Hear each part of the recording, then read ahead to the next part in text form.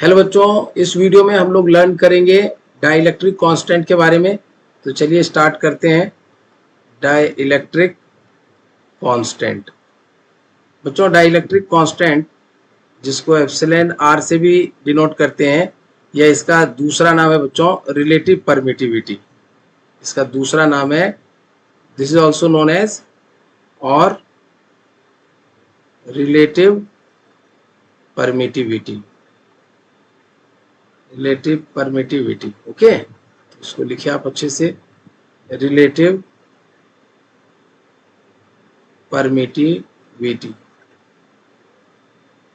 क्या होता है बच्चों, अगर दो चार्ज है Q1 और Q2, और अगर यह दोनों के बीच का मीडियम जो है वो वैक्यूम अगर है, तो इन दैट केस फोर्स का जो इक्वेशन होगा, magnitude 1/4 pi epsilon naught Q1 Q2 upon R square. आर यहाँ पर स्पेसिंग है दोनों चार्ज के बीच में।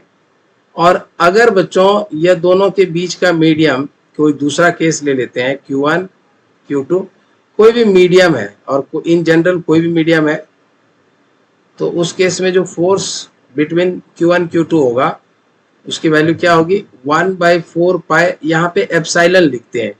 Dielectric constant of the medium होता है यहाँ पे एप्सिलॉन, और इसकी वैल्यू होती है 1/4 pi epsilon Q1 Q2 upon R square. तो अगर हम इसको डिवाइड कर दें, force in vacuum upon force in medium, तो ये कॉमन पार्ट तो कैंसिल हो जाएगा। तो यहाँ बचेगा क्या, 1/4 पाई एप्सिलॉन नॉट, और ये 4 पाई एप्सिलॉन ऊपर चला जाएगा। बाकी ये कॉमन पार्ट तो कैंसिल हो जाएगा, 4 पाई भी कैंसिल हो जाएगा।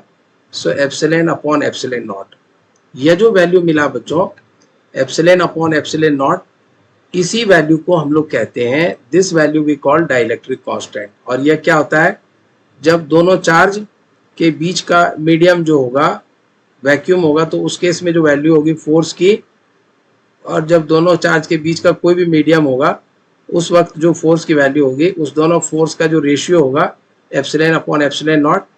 और इसी रेशियो को बच्चों एप्सिलॉन आर से डिनोट करते हैं।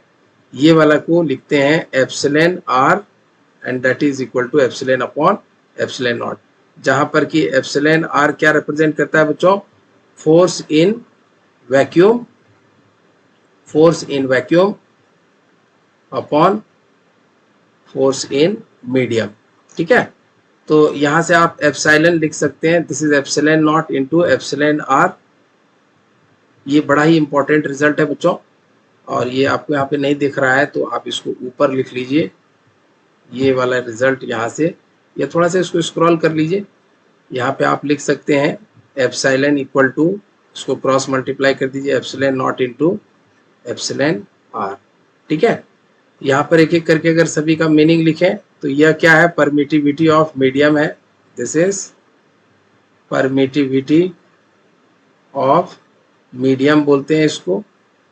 एप्सिलॉन नॉट क्या है, परमिटिविटी ऑफ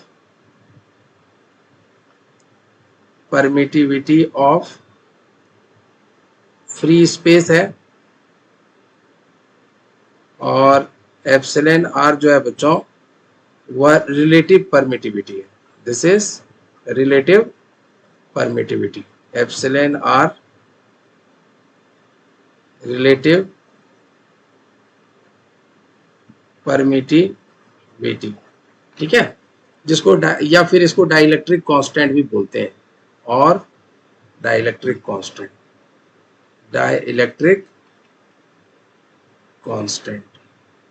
ठीक है बच्चों, so this is very very important, इसको हम लोग डाइलेक्ट्रिक कांस्टेंट भी बोलते हैं, डाइलेक्ट्रिक कांस्टेंट।